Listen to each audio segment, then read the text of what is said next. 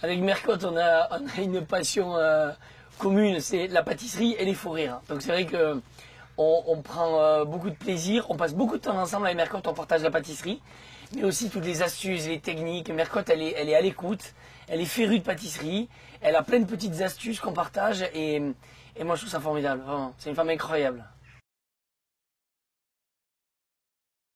Alors, je suis un peu compliqué. J'ai deux pâtisseries qui m'ont impressionné.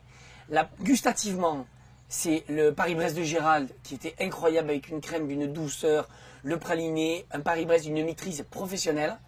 Et artistiquement, c'est le sac à main d'Agathe en pain d'épices parce que déjà, un, je sais pas le faire, deux, j'étais bluffé, je m'y attendais pas. Et c'est digne d'un travail de professionnel. Vraiment, j'en suis resté bouche bée. Cette saison, il n'y a pas d'idée précise d'un gâteau que j'ai envie que je reprendrai dans ma pâtisserie, mais il y a plutôt une technique assez amusante. Sur les choux, on met toujours un craquelin. Et j'avais fait la remarque à Gérald en lui disant, le craquelin, il est trop épais sur le chou.